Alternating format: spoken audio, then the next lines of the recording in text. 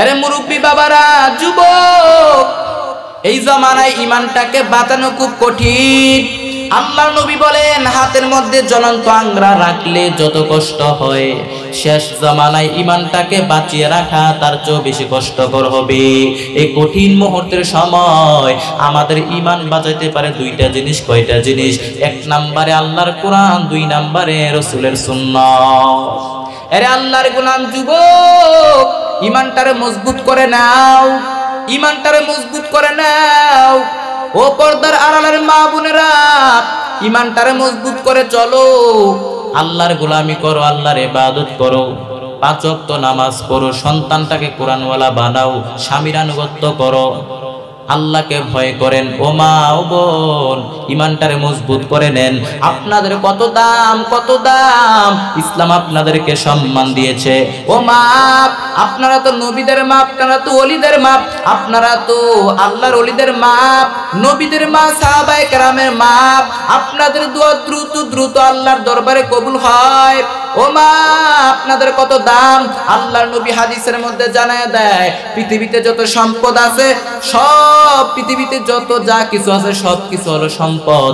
আর এই সম্পদের মধ্যে সবচেয়ে শ্রেষ্ঠ দামি সম্পদের নাম হলো নেককারিনী নারী।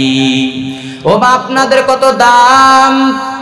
আল্লাহর নবী বলেন, কোন নারী যদি 4টা আমল করতে পারে, কয়টা আমল? কোন নারী যদি 4টা আমল করতে পারে, আল্লাহর নবী হাদিসের মধ্যে জানায় দেয়, ইদা সাল্লাত খামসাহা ওয়া সামাত শাহরাহা আতাআত বালাহা হাফিজাত ফুরুজাহা ফালতাদখুল মিন আইয়ি আবওয়াবিল জান্নাতি শাআত। আল্লাহর নবী হাদিসের মধ্যে জানায় দেয়, কোন নারী যদি 4টা আমল করতে পারে, 1 নাম্বার ইদা সাল্লাত খামসাহা, কোন নারী যদি 5 বেলার নামাজ পড়ে, ওয়া সামাত শাহরাহা, রমজানের রোজা রাখে, আতাআত বালাহা, স্বামীর আনুগত্য করে, হাফিজাত ফুরুজাহা, লজ্জাস্থানের হেফাজত করে, অর্থাৎ নিজের সতীত্বের হেফাজত করে, ফালতাদখুল মিন আইয়ি আবওয়াবিল জান্নাতি শাআত। এই 4টা আমল যদি কোন নারী করতে পারে, ওই নারীর জন্য জান্নাতের 8টা দরজা খুলে দেওয়া হবে। যেই দরজা দিয়ে মনে চায়, ওই দরজা দিয়ে জান্নাতের মেহমান হয়ে যাবে। ও মা, আল্লাহকে ভয় করেন, ঈমানটাকে মজবুত করে নেন।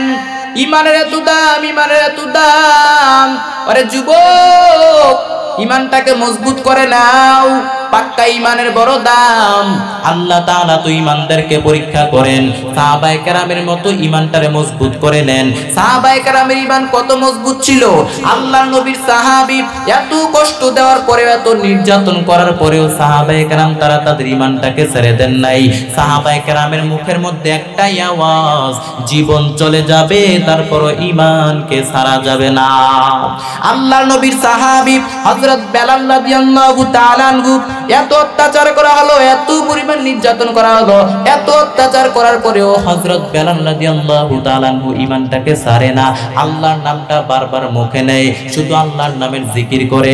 বেলালের মুনিব উমাইয়া ডাক দিয়া বলে, রে বেলাল, তুই আল্লাহর জিকির করা বন্ধ করে দে। যদি আল্লাহর জিকির বন্ধ না করিস, তাহলে তোকে আরবের উত্তপ্ত গরম বালুর উপরে পাথর চাপা দিয়ে তোকে মেরে ফেলবো। বেলাল জিকির বন্ধ করে না। উমাইয়া বেলালের জিকির বন্ধ করার জন্য বেলালের বুকের উপরে চেপে বসলো। বেলালের বুকের উপরে চেপে বসে বাম হাত বেলালের মুখের ভিতরে ঢুকিয়ে দিছে। উমাইয়া বাম হাত বেলালের মুখের ভিতরে ঢুকাই দিল। মুখের ভিতরে ঢুকাইয়া জিহ্বাটা ধরে টান মেরে জিহ্বাটা বের করে জিহ্বার মধ্যে বাবলা গাছের কাঁটা বসিয়ে দিয়েছে। আর ডাক দেয়া বলে, বেলাল, তুই তোর আল্লাহর জিকির এখন কেমনে করবি কর। সে সময় বেলাল রাদিয়াল্লাহু তাআলা আনহু কত সুন্দর করে শাহাদাত আঙ্গুলটা উঁচু করে ধরে মুস্কি হাসি দিয়ে ডাক দিয়া বলতেছে, উমাইয়া রে, তুই আমার জিকির বন্ধ করলে কি হবে? আমি আমার হৃদয়ের মধ্যে আমি আমার মাওলার নামটারে অঙ্কন করে নিয়েছি। বেলালের উপরে এত পরিমাণ অত্যাচার করা হচ্ছে, এত পরিমাণ নির্যাতন করার পরেও বেলাল তার ঈমানটাকে ছেড়ে দেন নাই। বেলালের মুখে শুধু আল্লাহর জিকির, আল্লাহর জিকির বেলাল বন্ধ করে না। এই দৃশ্য দেখার পর আমার নবীর হৃদয়ে ক্ষত সৃষ্টি হচ্ছে, আমার নবীর হৃদয়ে ক্ষত সৃষ্টি হচ্ছে, রক্তক্ষরণ হচ্ছে। আমার নবী আবু বকরকে ডাক দিয়ে বললেন, আবু বকর, আল্লাহ তোমাকে অনেক সম্পদ দিয়েছে, অনেক ধন সম্পদ দিয়েছে, যাও। উমাইয়া তো টাকার পাগল, টাকার চেহারা দেখাইলেই উমাইয়া বেলালকে মুক্ত করে দিবে। যাও বেলালকে মুক্ত করে নিয়ে আসো, যা লাগবে তাই দিবা, যত টাকা লাগবে তত টাকা দিয়ে তুমি বেলালকে মুক্ত করে নিয়ে আসবে রে আবু বকর। তোমার জন্য আল্লাহর জান্নাত খোলা হয়ে যাবে রে আবু বকর। আবু বকর দেরি না করে গচ্ছিত স্বর্ণ মুদ্রাগুলো একটা ঝুলির মধ্যে ঢুকাইয়া দৌড়াইয়া উমাইয়ার সামনে গিয়া দাঁড়ায় গেল, আর ডাক দিয়া বলে, উমাইয়া রে, তোর কত টাকা লাগবে? বিনিময়ে বেলালকে মুক্ত করে দিবি, বেলালকে মারিস না, বিনিময়ে তুই বেলালকে মুক্ত করে দিবি, কত টাকা লাগবে? বলে এত পরিমাণ টাকা লাগবে। সঙ্গে সঙ্গে আবু বকর বললেন, ওই পরিমাণ কেন, তার ডাবল দিচ্ছি। সুবহানাল্লাহ বলেন, তার ডাবল দিচ্ছি, কত টাকা লাগবে তোর বল। এইবার আবু বকর রাদিয়াল্লাহু তাআলা আনহু উমাইয়ার মুখের মধ্যে স্বর্ণ মুদ্রাগুলো নিক্ষেপ করে বেলালকে মুক্ত করলো। বেলালকে মুক্ত করার পর বেলালকে যখন আমার নবীর সামনে নেওয়া হলো, বেলালকে আমার নবীর সামনে হাজির করানোর পর আমার নবী তাকায় দেখে, বেলালের শরীরের দিকে তাকায় দেখে, বেলালের শরীরের এমন কোনো জায়গা নাই যে ক্ষত চিহ্ন নাই। আমার নবী বেলালকে হাত দিয়ে আদর করে দিচ্ছেন, চামড়াগুলো নাড়ায় নাড়ায় দিচ্ছেন, আর ডাক দিয়া বলতেছেন, বেলাল, তোমারই রক্ত, তোমারই ক্ষত আল্লাহর দ্বীনের জন্য বড় উপকার হয়ে যাবে রে বেলাল। এত কষ্টের পরেও, এত অত্যাচার করার পরেও হযরত বেলাল তার ঈমানটাকে ছেড়ে দেন নাই।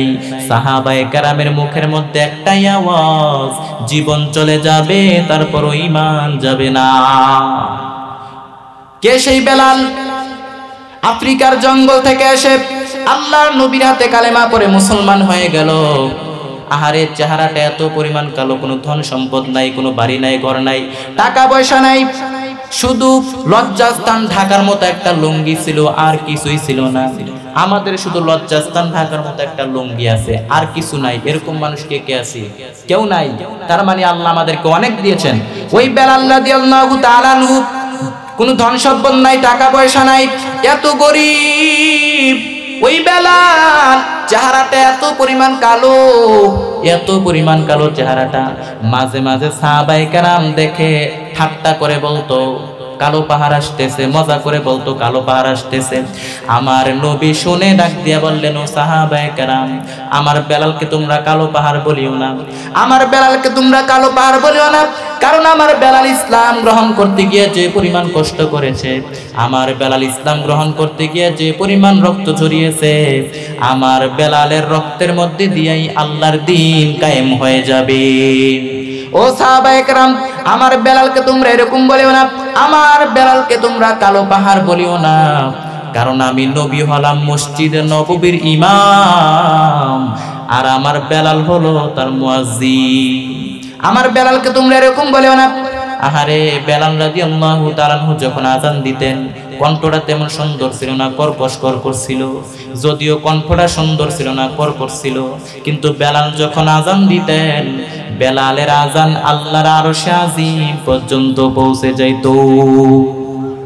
আরে আল্লাহর গোলাম বেলালের উপরে এত পরিমাণ অত্যাচার করলো, এত পরিমাণ নির্যাতন করার পরেও বেলাল তার ঈমানটাকে ছেড়ে দেন নাই, ঈমানটাকে ছেড়ে দেন নাই। আরে আল্লাহর গোলাম, আল্লাহর নবীর আরেকজন সাহাবী হযরত খাব্বাব রাদিয়াল্লাহু তাআলা আনহু, খাব্বাবের মালিক ডাক দিয়া বলে, খাব্বাব, তুমি নাকি ইসলাম গ্রহণ করেছো? খাব্বাব ডাক দিয়া বলে, তোমরা আমাকে এরকম প্রশ্ন করছো কেন? তোমরা জানো কিনা জানি না, আমি খাব্বাব উচ্চ সুরে পড়লাম, আশহাদু আল্লাহ ইলাহা ইল্লাল্লাহু মুহাম্মাদুর রাসূলুল্লাহ। খাব্বাব রাদিয়াল্লাহু তাআলা আনহু কালেমাটা পড়ার পর সমস্ত বেঈমান কাফের, বেঈমানরা, মুশরিকরা তাকে ভীমরুলের মতো সেকে ধরলো, আর ডাক দিয়া বলে, খাব্বাব। খাব্বাবের হাত পা রশি দিয়া বেঁধে ফেললো। রশি দিয়া বাঁধার পর ডাক দিয়া বলে, খাব্বাব, তুমি এখন কি করবা বলো? খাব্বাব ডাক দিয়া বলে, এই যে তোমরা আমার সামনে আগুন দেখতে পাচ্ছ, আগুন, এই আগুনের চাইতে দ্বিগুণ দ্বিগুণ ডাবল ডাবল জাহান্নামের আগুন থেকে বাঁচার জন্য আমি কালেমা করেছি, আমার নবীর হাতে আমি ইসলাম গ্রহণ করেছি। এইবার কাফের বেঈমানরা হাসতে হাসতে ঠাট্টা করে ডাক দিয়া বলতেছে, খাব্বাব, দেখি তুই আগুনটা কেমন সহ্য করতে পারিস। এইবার খাব্বাবের হাতে পায়ে রশি লাগাইয়া জ্বলন্ত আগুনের ভিতর থেকে জ্বলন্ত অঙ্গারগুলি বের করে মাটির মধ্যে সাজাইলো। জ্বলন্ত অঙ্গারগুলি মাটির মধ্যে সাজাইয়া জ্বলন্ত অঙ্গারের উপরে জীবন্ত সাহাবীকে চাপায়া দেওয়া হচ্ছে, পিঠটা চাপায়া ধরা হচ্ছে। আহারে, অঙ্গারের উপরে যখন হাদিসের মধ্যে আসছে পিঠটা যখন চাপায়া ধরা হচ্ছে, আগুনের অঙ্গারগুলি চর্বি, পিঠের চর্বিগুলো গলে গলে অঙ্গারগুলি ভিতরে ঢুকে যাচ্ছে। একটা বারের জন্য খাব্বাব জবান দিয়া অন্য কোনো শব্দ উচ্চারণ করেন নাই, একজনের নামটা মুখে উচ্চারণ করেছেন। বলেন তিনি কে? আল্লাহ। এত পরিমাণ অত্যাচার করা হচ্ছে, সাহাবায়ে কেরামকে ধরে ধরে অত্যাচার করা হচ্ছে। এক পর্যায়ে সাহাবায়ে কেরাম আল্লাহর কাছে বলতে লাগলেন, মাতা নাসরুল্লাহ, আল্লাহর সাহায্য কখন আসবে? আলা ইন্না নাসরুল্লাহি করিব, খবরদার আল্লাহর সাহায্য খুব নিকটে। বেঈমানদের অত্যাচার যত বেড়ে যাবে, মুসলমানদের উপরে বেঈমানদের অত্যাচার যত বেড়ে যাবে, মুসলমানদের বিজয়ের দিনটাকেও আল্লাহ কাছাকাছি এনে দিবে। আলহামদুলিল্লাহ আলহামদুলিল্লাহি নাহমাদুহু ওয়া নাস্তাঈনুহু ওয়া নাস্তাগফিরুহু ওয়া নু'মিনু বিহি ওয়া নাতাওয়াক্কালু আলাইহি ওয়া নাউযু বিল্লাহি মিন শুরুরি আনফুসিনা ومن سيئات أعمالنا من يهده الله فلا مضل له ومن يضلله فلا هادي له ونشهد أن لا إله إلا الله وحده لا شريك له لا ضد له ولا ند له ولا مثل له ونشهد أن سيدنا وسندنا وحبيبنا وطبيبنا وطبيب قلوبنا ومولانا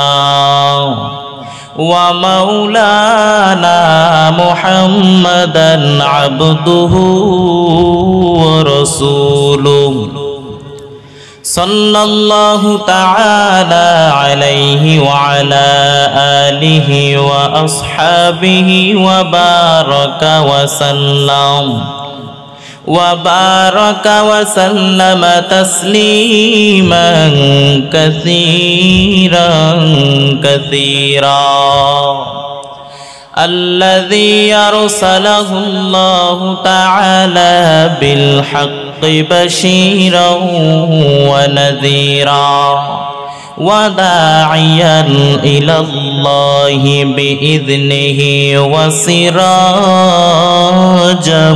منيرا أما بعد فأعوذ بالله من الشيطان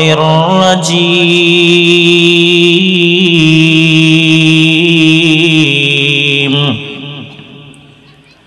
بسم الله الرحمن الرحيم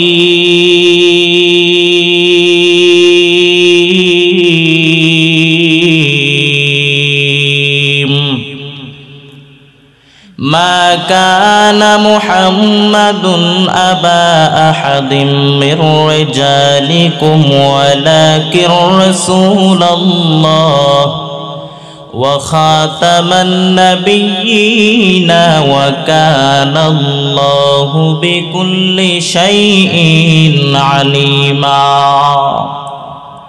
وقال النبي صلى الله عليه وسلم تركت فيكم أمرين لن تضلوا ما تمسكتم بهما كتاب الله وسنة رسوله صدق مولانا العظيم وصدق رسوله النبي الكريم ونحن على ذلك من الشاهدين والشاكرين والذاكرين والحمد لله رب العالمين. وقال تعالى في شان حبيبه ومحبوبه ومعشوقه ومقصوده مخبرا وآمرا إن الله وملائكته يصلون على النبي يا أيها الذين آمنوا صلوا عليه وسلموا تسليما. অসংখ্য অগণিত শুকরিয়া মহান রব্বুল আলামিনের দরবারে, যে মহান রব্বুল আলামিন আমাদেরকে অত্যন্ত দয়া ও মায়া করে ভালোবেসে এই ফিতনা ফাসাদের জামানায় বিভিন্ন ফিতনা ফাসাদ থেকে ফারেক করে দুনিয়ার ঝামেলার দিকে মুখতাজ না করে রাহমাতুল লিল আলামিনের হাদিসের ভাষ্যমতে এই জান্নাতের বাগানে আমাদেরকে আসার মতো, বসার মতো, কিছু বলার মতো, শ্রবণ করার মতো তৌফিক আল্লাহ পাক দান করেছেন। এজন্য ওই মালিকের দেওয়া জবান দিয়ে, ওই মালিকের দেওয়া শক্তি দিয়ে, ওই মালিকের শিখানো কালিমাত শুকর উচ্চারণ করি আলহামদুলিল্লাহ। আমরা সর্বদা প্রশংসা করব কার? আমাদের প্রশংসা পাওয়ার একমাত্র যোগ্যকে। বান্দা সুস্থ থাকলে প্রশংসা করবে কার? বান্দা যখন অসুস্থ হয়ে যায় তখনও প্রশংসা করবে কার? আল্লাহ যদি বান্দাকে ধনী বানায় দেয়, বান্দা ধনী হয়ে প্রশংসা করবে কার? আল্লাহ যদি বান্দাকে ধনী না বানাইয়া গরিব বানায় দেয়, এই গরিবী হালাতেও বান্দা প্রশংসা করবে একজনের, তিনি কে? অর্থাৎ আল্লাহর পক্ষ থেকে যা কিছুই আসুক না কেন বান্দা সদা সর্বদা প্রশংসা করবে একজনের, তিনি কে? আল্লাহ। আল্লাহ পাক বেশি বেশি করে তার প্রশংসা করার তৌফিক দান করেন, বলেন আমিন। দক্ষিণ নারায়ণদিয়া চকের বাড়ি কবরবাসীর স্মরণে যুব সমাজ ও প্রবাসীদের উদ্যোগে তাফসিরুল কোরআন মাহফিল। আজকের এই মাহফিলে উপস্থিত আছেন সম্মানিত সভাপতি, প্রধান অতিথি ও বিশেষ অতিথিবৃন্দ, মুআজ্জাজ মুকাররম, জাতির মাথার মুকুট ওরাসাতুল আম্বিয়া হযরত উলামায়ে কেরাম, দূর দূরান্ত থেকে আগত আল্লাহ পাকের আশিকিন, জাকিরিন, শাকিরিন, মুহিব্বিন, মুরব্বিয়ানে কেরাম এবং পর্দার আড়ালে অবস্থানগত শ্রদ্ধা সম্মানিতা মা ও বোনেরা, আল্লাহ পাক রব্বুল আলামিনের কাছে তৌফিক কামনা করি আমি আপনাদের সামনে কুরআনুল কারীমের ভিতর থেকে একটি আয়াতে কারিমা তেলাওয়াত করেছি। অসংখ্য অগণিত হাদিস থেকে একটি হাদিস আপনাদের সামনে পড়েছি। তেলাওয়াতকৃত আয়াতে কারিমা ও হাদিস শরীফের আলোকে হেদায়েতের উদ্দেশ্যে, আমলের নিয়তে, ইখলাসের সাথে আমাকে কিছু বলার মতো, আপনাদেরকে শ্রবণ করার মতো তৌফিক আল্লাহ পাক দান করেন, বলেন আমিন। তো আমরা এখন কোরআন এবং হাদিস থেকে আলোচনা শুনব। আমরা কোরআন এবং হাদিস থেকে আজকে জানবার চেষ্টা করব কিয়ামতের আলামত সম্পর্কে। কিয়ামতের আলামত সম্পর্কে জানার দরকার আছে না নাই? কিয়ামতের আলামত সম্পর্কে আমাদেরকে এগুলো জেনে আমাদেরকে সতর্ক হতে হবে, ঠিক কি না? কিয়ামতের ছোট আলামত এবং বড় আলামত। ছোট আলামত কাকে বলে? ছোট আলামত হচ্ছে যেগুলো কিয়ামতের অনেক আগ থেকে, শত শত বছর আগ থেকে দেখা দিচ্ছে, ওইগুলা হচ্ছে কিয়ামতের ছোট আলামত। আর কিয়ামতের বড় আলামত হচ্ছে যেগুলো কিয়ামতের শেষের দিক দিয়া একটার পর একটা দেখা দিবে, পটপট করে দেখা দিবে, তারপর কিয়ামত হয়ে যাবে, ওইগুলো হচ্ছে কিয়ামতের বড় আলামত। এখন আমি আপনাদের সামনে কিয়ামতের ছোট ছোট আলামতগুলো আলোচনা করব। আল্লাহ পাক তৌফিক দান করেন, বলেন আমিন। আল্লাহর নবী বলেন আনা ওয়াসাতু কাহাতাইন, আমি আর কিয়ামত কাছাকাছি নাজিল হয়েছে।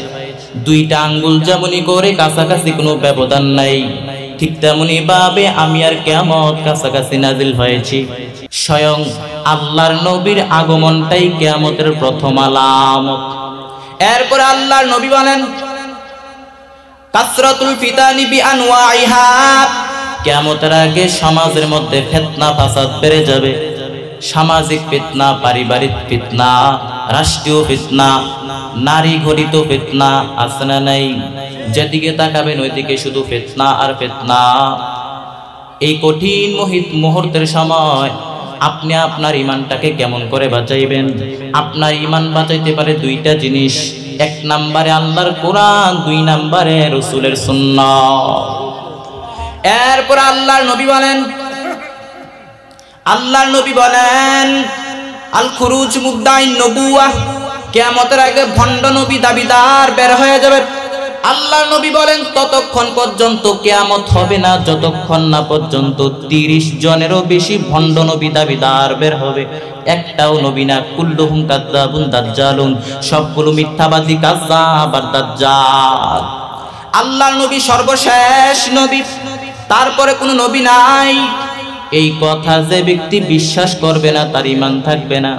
মা কানা মুহাম্মাদুন আবা আহাদিম মির রিজালিকুম ওয়ালাকির রাসূলুল্লাহ ওয়া খাতামান নাবিয়্যিন ওয়া কানাল্লাহু বিকুল্লি শাইইন আলিমা।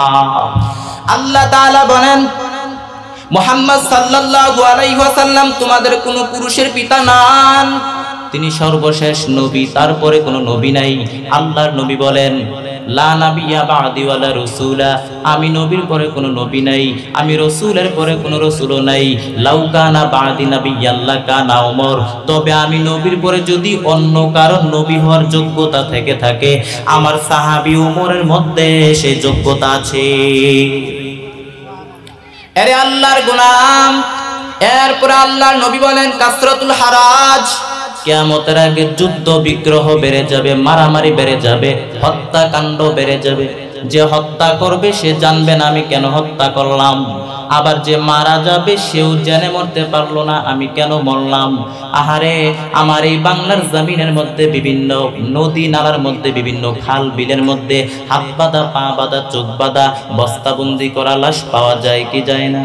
দুনিয়ার জমিনেরা বিচার পায় নাই, কিন্তু কিয়ামতের ময়দানে আহকামুল হাকিমিনের দরবারে বিচারগুলো হবে কি হবে না? এরপর আল্লাহর নবী বলেন, আল্লাহর নবী জানায় দেয় দিয়াউল আমানা, কিয়ামতের আগে আমানতদারিতা উঠে যাবে। সাহাবায়ে কেরাম প্রশ্ন করলেন ইয়া রাসূলুল্লাহ কিয়ামত কখন হবে? আল্লাহর নবী বললেন যখন আমানতের খেয়ানত হতে থাকবে তখনই কিয়ামত হয়ে যাবে। সাহাবায়ে কেরাম প্রশ্ন করলেন ইয়া রাসূলুল্লাহ আমানতের খেয়ানত কেমন করে হতে থাকবে? আল্লাহর নবী বললেন যে লোকটা যে চেয়ারে বসার যোগ্য নয় ওই লোকটাকে যখন ওই চেয়ারে বসিয়ে দেওয়া হবে তখন ওই কিয়ামত হয়ে যাবে। এরপর আল্লাহর নবী বলেন, আল্লাহর নবী হাদিসের মধ্যে জানায় দেন আত-তাজাউ ফিল বুনিয়ান, কিয়ামতের আগে বড় বড় টাওয়ার বানানোর প্রতিযোগিতা শুরু হয়ে যাবে, বড় বড় বিল্ডিং বানানোর প্রতিযোগিতা শুরু হয়ে যাবে। আল্লাহর নবী বলেন বিল্ডিং এর উচ্চতা যদি পাহাড়ের চাইতে হাইট বেশি হয় তাহলে তোমরা জেনে রাখো কিয়ামতের ছায়া তোমাদের উপরে ছায়া দিচ্ছে। পাহাড়ের চাইতে উঁচু এরকম বিল্ডিং আছে না নাই? আর কাবা ঘরের পাশে তো একটা আছে জমজম টাওয়ার, 120 তলা উঁচু। তার মানে আল্লাহর নবী বলেন কিয়ামতের আগে বড় বড় টাওয়ার বানানোর প্রতিযোগিতা শুরু হয়ে যাবে। ওর 5 তলা আমার লাগবে 10 তলা, ওর 2টা বাড়ি আমার লাগবে 4টা বাড়ি, ওর 2টা গাড়ি আমার লাগবে 4টা গাড়ি। কিন্তু ও যে নামাজ পড়ে আমিও যে নামাজ পড়বো সেই টেনশন নাই, শুধু প্রতিযোগিতার প্রতিযোগিতা। তার মানে কিয়ামতের আগে বড় বড় টাওয়ার বানানোর প্রতিযোগিতা শুরু হয়ে যাবে, বড় বড় বিল্ডিং বানানোর প্রতিযোগিতা শুরু হয়ে যাবে। এরপর আল্লাহর নবী বলেন যুহুরুন নিসা, কিয়ামতের আগে পোশাক পরিহিতা নগ্ন নারীদের সংখ্যা বেড়ে যাবে। নগ্ন নারী মানে যিনি বোরকা পরেন, বোরকা পরিহিতা কিন্তু টাইট ফিটিং করেন। লাভটা হলো কি? আপনার উঁচু নিচু ভাস্ত বোঝা গেল, আপনার সৌন্দর্য তো প্রকাশ হয়ে গেল। ইসলাম হেজাব এমনি এমনি দেয় নাই। যেইটার সম্মান বেশি ওইটার প্যাকেট বেশি, যেইটার দাম বেশি ওইটার প্যাকেটও বেশি। স্বর্ণ কি রাস্তার মধ্যে বিক্রি হয়? কোথায় বিক্রি হয়? স্পেশাল মার্কেটের মধ্যে বিক্রি হয়। কোনো মার্কেটের সামনে পুলিশ রাইফেল নিয়ে দাঁড়ায় থাকে না, স্বর্ণের মার্কেটের সামনে পুলিশ রাইফেল নিয়ে দাঁড়ায় থাকে। তার মানে যেইটার দাম বেশি ওইটার প্যাকেটও বেশি, যেইটার দাম বেশি মূল্য বেশি ওইটার প্যাকেটও বেশি, পর্দাও বেশি। ইসলাম নারীদেরকে সম্মান দিয়েছে। শুধু তাই না, আল্লাহ নবী বলেন আদ-দুনিয়া কুল্লুহা মাতা ওয়া খায়রু মাতা'আদ দুনিয়া আল মারআতু সালিহা। আল্লাহর নবী হাদিসের মধ্যে জানায় দেয় পৃথিবীর সব কিছু হচ্ছে সম্পদ, আর এই সম্পদের মধ্যে সবচেয়ে শ্রেষ্ঠ দামি সম্পদের নাম হচ্ছে নেককারিনী নারী। যেই নারীগুলো পর্দা করে চলে, যেই নারীগুলো হেজাব পরে চলে, এদের পেট থেকে বের হয় বড় বড় আল্লাহওয়ালা, বড় বড় বুজুর্গ মানুষ, বড় বড় মুফাসসির। আর যে নারীগুলো হেজাব পরে চলে না, পর্দা করে চলে না, সিরিয়াল নিয়ে ব্যস্ত থাকে, ওই নারীদের পেট থেকে বের হয় টেন্ডারবাজ, ওই নারীদের পেট থেকে বের হয় বড় বড় জাদাবাজ। এবং খাদ্যে ভেজাল দিবে, খাদ্যে ফরমালিন দিবে, ওজনে কম দিবে, গাঞ্জার টাকার জন্য মা বাবাকে লাথি মেরে ঘর থেকে বের করে দিবে। ঠিক কিনা? আরে আল্লাহর গোলাম, এজন্য নারীরা আপনারা আপনাদের সম্মান সম্পর্কে সচেতন হন। হেজাব আপনার অধিকার, ইসলাম আপনাদেরকে সম্মান দিয়েছে। যেই নারীগুলো হেজাব করে চলাফেরা করে, পর্দা করে চলাফেরা করে, ওই নারীদেরকে দেখলেই আলাদা একটা সম্মান চলে আসে। আর যেই নারীগুলো অশ্লীল অবস্থায় চলাফেরা করে, আল্লাহর নবী হাদিসের মধ্যে জানায় দেয় লা ইয়াদখুলুল জান্নাতা ওয়া লা ইয়াজিদনা রিহাহা। ওই নারীগুলো তো জান্নাতে প্রবেশ করবেই না, বরং জান্নাতের ঘ্রাণ পর্যন্ত নাকে পাবে না। আর জান্নাতের ঘ্রাণ 500 বছর দূরের রাস্তা থেকেও জান্নাতের ঘ্রাণ পাওয়া যায়। আরে আল্লাহর গোলাম, এরপর আল্লাহর নবী বলেন কিয়ামতের আগে মাকে ভুলে যাবে, স্ত্রী পেছনে পেছনে দৌড়াবে। খবরদার, আপনি মুসল্লি হতে পারেন, নামাজি হতে পারেন, আপনি বড় আল্লাহওয়ালা হতে পারেন, আপনি বড় বুজুর্গ মানুষ হতে পারেন, কিন্তু মা যদি বদদুয়া দেয় আপনার সব শেষ, দুনিয়াও শেষ, আখিরাতও শেষ। কারণ মায়ের মর্যাদা বাবার চাইতে 3 গুণ বেশি। হামালাতহু উম্মুহু, বাবা তোমারে পেটে ধারণ করে নাই, বাবা তোমারে পেটে বহন করে নাই। ওয়াহনান আলা ওয়াহান, কষ্টের পর কষ্ট সহ্য করে, যন্ত্রণার পর যন্ত্রণা সহ্য করে মা তোমাকে পেটে ধারণ করেছে। শুধু তাই না, ওয়া ফিসালুহু ফি আমাইন, 2 বছর তোমাকে দুধ পান করিয়েছে। লাউ কাতাতা জিলদাক, তুমি তোমার গায়ের চামড়া কেটে কেটে যদি মায়ের পায়ের জুতা বানায় দাও, ওই যে ছোটবেলা মায়ের কাছ থেকে দুধ পান করেছো, এক ডুব দুধের ঋণ তুমি কখনো শোধ করতে পারবা না। এজন্য খবরদার, আমরা যেন মাকে ভুলে না যাই। কারণ মা দোয়া করতে দেরি হয়, কবুল হতে দেরি হয় না। আরে আল্লাহর গোলাম, এজন্য মাকে যেন কষ্ট না দেই। ছোটবেলা মাকে কত কষ্ট দিয়েছি, ওই স্মৃতিগুলো আমাদের মনে পড়ে না। আমাদের বয়স যখন 1-2 বছর, তখন মাকে কি কষ্ট দিয়েছে এগুলো কি মনে আছে নাকি? যখন মায়ের পেটে ছিলাম তখন কষ্ট দিয়েছেন কি দেন নাই? আহারে, এক একটা লাথির আঘাতে আপনার মা বেহুশ হয়ে যাইত। সন্তান জন্ম দিতে গিয়ে মা কতটা কষ্ট করে। চিকিৎসা বিজ্ঞানীরা বলে একজন সুস্থ শরীরের মানুষ 4 থেকে 5 ইউনিটের ব্যথা একসাথে সহ্য করতে পারে, কিন্তু ব্যথার তীব্রতা যদি এর চাইতে বেশি বেড়ে যায়, হয়তো লোকটা বেহুশ হয়ে যাবে, না হয় মারা যাবে। কিন্তু আপনার আমার মা আপনাকে জন্ম দিতে গিয়া 57 ইউনিটেরও বেশি ব্যথা তিনি সহ্য করেছেন, যেটা কোনো দুর্ঘটনায় আপনার শরীরের, আপনার দেহের 20টা হাড্ডি টাস টাস করে ভেঙে গেলে যত কষ্ট হয়, যত ব্যথা হয়, তার চাইতেও বেশি ব্যথা তিনি সহ্য করেছে। এজন্য খবরদার, আমরা যেন মাকে কষ্ট না দিই, বেয়াদবি না করি। যদি বেয়াদবি করে থাকেন তাড়াতাড়ি ক্ষমা চেয়ে নেন, কারণ মা দোয়া করলে কবুল করে নেই কে? আল্লাহর নবী বলেন মায়ের দোয়া আল্লাহ ফিরায় দেয় না। আল্লাহর নবী বলেন 3 ব্যক্তির দোয়া কবুল, 3 ব্যক্তির দোয়া আল্লাহ কখনো ফিরায় না। সালাসু দাওয়াতিন মুস্তাজাবা লা শাক্কা ফিহিন্না, 3 ব্যক্তির দোয়া কবুল, 3 ব্যক্তির দোয়া আল্লাহ তাআলা কখনো ফিরায় দেয় না, কোনো সন্দেহ নাই। 1 নাম্বার হলো দাওয়াতুল মুসাফির, মুসাফির ব্যক্তি যখন আল্লাহর কাছে দোয়া করে আমার আল্লাহ দোয়া ফিরায় দেয় না।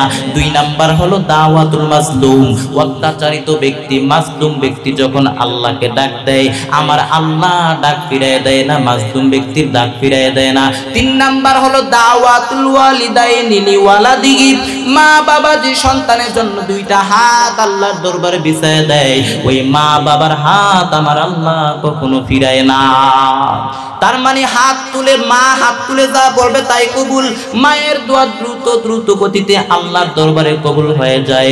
এজন্য যুবক ভাইরা যাদের মা বাবা বেঁচে আছে দোয়া নেন, আপনার ভাগ্যটা বড় ভালো, আপনার ঘরের মধ্যে 2টা রহমত আছে। যার একজন বাবা আছে উভয়জন আছে তার ঘরে 2টা রহমত আছে, উভয়জনের মধ্যে একজন নাই তার মানে তার ঘরের মধ্যে একটা রহমত আছে। এজন্য মা বাবার কাছ থেকে দোয়া নেন, কারণ মা বাবার দোয়া আল্লাহ কখনো ফিরিয়ে দেয় না। এরপর আল্লাহর নবী জানায় দেয়, এরপর আল্লাহর নবী বলে এরে আল্লাহর গোলাম নবীর উম্মতের দল, আল্লাহ নবী বলেন কিয়ামতের আগে আমানতদারিতা তো উঠে যাবে। এরপরে আল্লাহর নবী বলেন লা ইউকাসিমুল তাসলিমুল খাসা, কিয়ামতের আগে পরিচিত লোকদেরকে সালাম দিবে, ও পরিচিত লোকদেরকে সালাম দিতে চাইবে না। যাকে চিনে তাকে সালাম দিবে, যাকে চিনে না তাকে সালাম দিতে চাইবে না। আলা মান আরাফতা ওয়া মান লাম তারিফ, যাকে চিনো তাকেও সালাম দাও, যাকে চিনো না তাকেও সালাম দাও। আল্লাহ নবী বলেন আল বাদিউ বিসসালামি বারিউম মিনাল কিবির, যে ব্যক্তি আগে আগে সালাম দেয় ওই ব্যক্তি অহংকার মুক্ত হয়ে যায়। আর যার অন্তরে অহংকার থাকবে মান কানা ফি কলবিহি মিসকালা হাববাতিন মিন কিবির, আল্লাহ নবী বলেন যার অন্তরের মধ্যে সরিষার দানা পরিমাণ অহংকার থাকবে ওই বান্দা কখনো জান্নাতে প্রবেশ করতে পারবে না। তার মানে কিয়ামতের আগে পরিচিত লোকদেরকে সালাম দিবে, ও পরিচিত লোকদেরকে সালাম দিতে চাইবে না। এরপর আল্লাহর নবী বলেন কিয়ামতের আগে খুতবাগুলো লম্বা হয়ে যাবে, খুতবাগুলো লম্বা হয়ে যাবে, নামাজগুলো খাটো হয়ে যাবে। খুতুবুকুম তাবিলা সালাওয়াতুকুম কাসীরা, কিয়ামতের আগে খুতবা লম্বা হয়ে যাবে, বক্তব্য লম্বা হয়ে যাবে, নামাজ খাটো হয়ে যাবে। বক্তব্য লম্বা হয়ে যায়, নামাজ খাটো হয়ে যায়, আছে না নাই? হুজুর ওয়াজ করেন, ওয়াজ ভাল লাগে কিন্তু নামাজ ভাল লাগে না, রাত 2টা পর্যন্ত ওয়াজ করে, এশাও করে না, ফজরও করে না, এরকম ডাকাইতে আছে না নাই? আবার অনেকে সারা রাত পর্যন্ত ওয়াজ শুনে কিন্তু ফজরের আগ দিয়া বিরানি নিয়ে বাড়িতে দৌড়, কিন্তু কপাল পোড়া ফজর নামাজটা পর্যন্ত পড়ে না। সারা জীবনের ওয়াজ যদি এক পাল্লার মধ্যে রাখেন আর ফজরের নামাজ যদি আরেক পাল্লার মধ্যে রাখেন, ফজরের নামাজের সমান কখনো হবে না। আল্লাহর নবী বলেন কিয়ামতের ময়দানে প্রথম হিসাব হবে নামাজের। আউয়ালু মা ইউহাসাবু বিহিল আবদু ইয়াউমাল কিয়ামাতি as-সালাহ, আল্লাহর নবী বলেন কিয়ামতের দিন সর্বপ্রথম যে হিসাব নেওয়া হবে তা হচ্ছে নামাজের হিসাব। নামাজের হিসাব যদি সহজ হয়ে যায় পুরো আমল নামা সহজ করে দিবেন কে? আর নামাজের হিসাবের মধ্যে যদি গন্ডগোল লাগে পুরো আমল নামা গন্ডগোল লাগাই দিবেন কে? এজন্য খবরদার নামাজ ছাড়া যাবে না। এরপর আল্লাহর নবী বলেন লা ইউকাসিমুল মিরাস, কিয়ামতের আগে সহিহ পদ্ধতিতে মিরাস বণ্টিত হবে না। মিরাস মানে উত্তরাধিকারী বণ্টনের আইন। আল্লাহ তাআলা বলেন ইউসিকুমুল্লাহু ফি আওলাদিকুম লিয-যাকারি মিসলু হাযিল উনসায়াইন। পৃথিবীর সব বাবাদেরকে আল্লাহ ডেকে বললেন ও পৃথিবীর সব বাবারা জেনে নাও, সন্তানদের মধ্যে ছেলে মেয়ের মধ্যে যখন সম্পদ বন্টন করো বা উত্তরাধিকারী বন্টনের নীতি মেনে তুমি ছেলে মেয়েদের মধ্যে সম্পদ বন্টন করে দাও। ছেলেকে দিবা যদ্দুর, মেয়েকে দিবা তার অর্ধেক। ছেলেকে যদি দেন 2 লাখ, মেয়েকে দিবেন কয় লাখ? অনেক মা বাবা আছে মেয়েকে ডাক দিয়া বলে মা তোর ভাইরে সবকিছু দিয়া দিলাম, তোর লাগিয়া দোয়া করে দিলাম, আছে না নাই? আর দোয়া তো আপনি সকলের জন্যই করবেন। যে যেটা প্রাপ্য ওইটা তাকে দিয়ে দেন, ছেলে যেটা প্রাপ্য ওইটা তাকে দিয়ে দেন, মেয়ে যেটা প্রাপ্য ওইটা তাকে দিয়ে দেন, তারপর দোয়াও করে দেন। আপনি আপনার মাইয়ার হক মাইরা তার জন্য দোয়া করেন, এটা পরে কেমন দোয়া? তার মানে আল্লাহর নবী বলেন কিয়ামতের আগে লা ইউকাসিমুল মিরাস, কিয়ামতের আগে সহি পদ্ধতিতে মিরাজ বন্টিত হবে না, উত্তরাধিকারী বন্টনের নিয়ম নীতি মেনে বন্টন করবে না। আরে আল্লাহর গোলাম নবীর উম্মতের দল। এরপর আল্লাহর নবী বলেন ওয়াল আমানাতু মাগনামা, কিয়ামতের আগে আমানত লুটের মালে পরিণত হবে। একটু ভালো করে শুনেন এই জায়গাটা। ওয়াল আমানাতু মাগনামা, কিয়ামতের আগে আমানত লুটের মালে পরিণত হবে।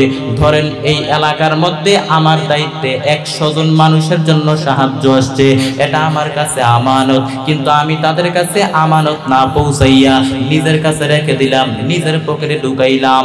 5% তাদেরকে বুঝ দিয়া দিলাম, 95 আমি পকেটে ঢুকাই ফেললাম। এটা হচ্ছে লুটপাট, লুটতরাজ, আছে না নাই?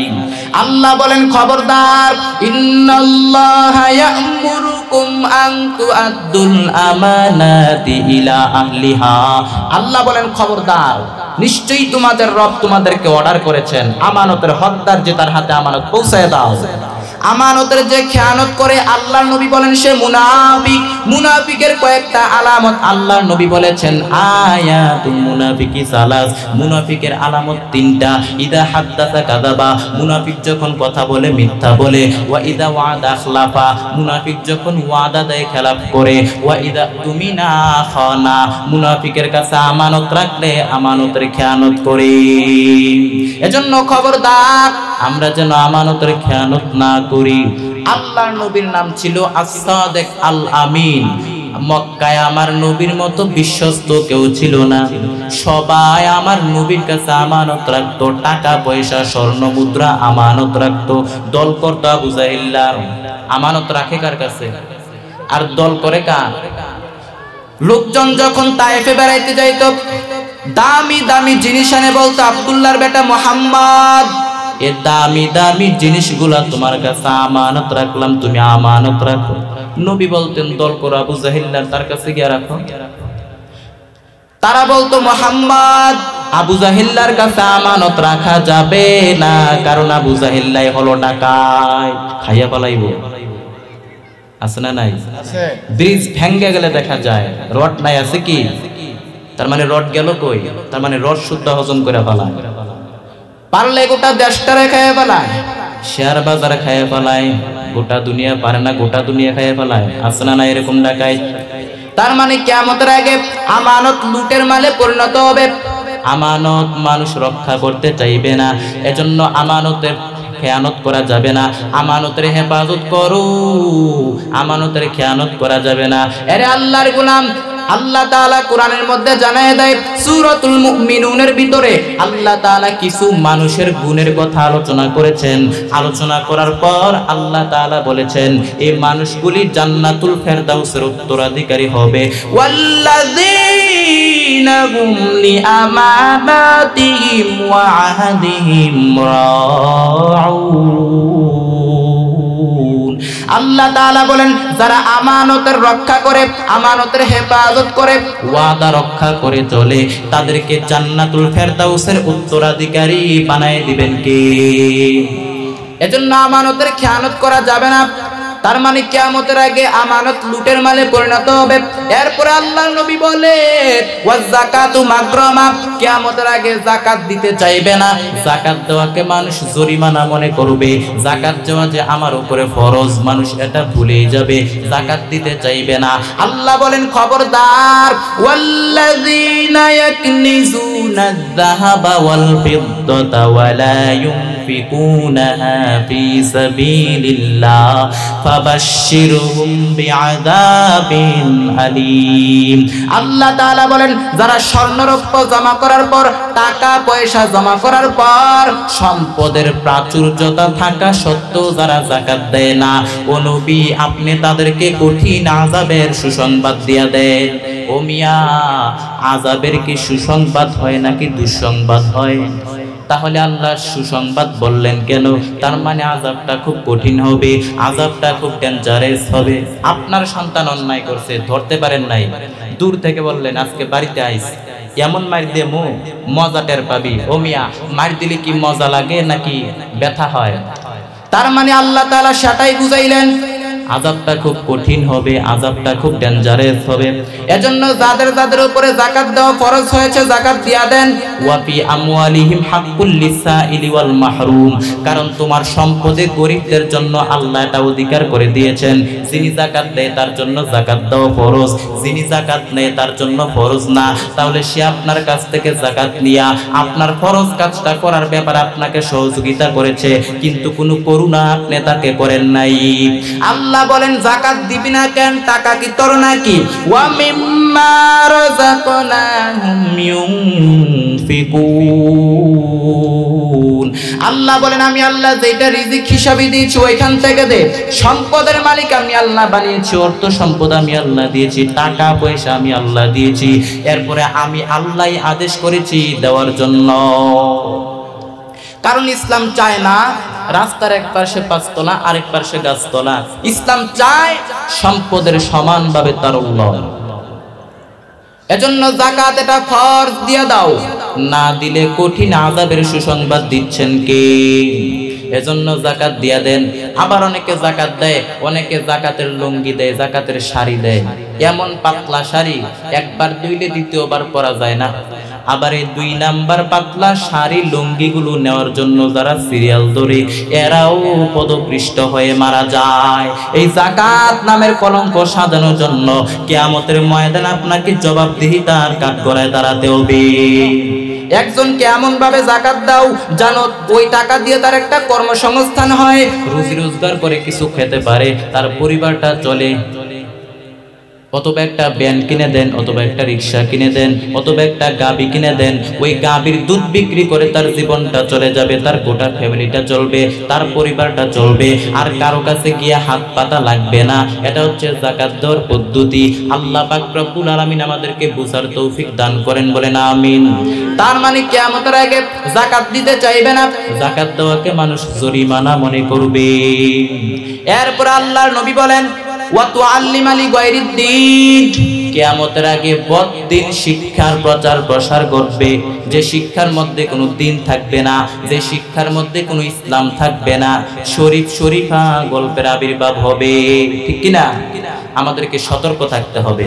নাস্তিকরা চেষ্টা করতেছে আমাদের ঈমান আমলকে নষ্ট করার জন্য, আমরা সতর্ক থাকব ইনশাআল্লাহ।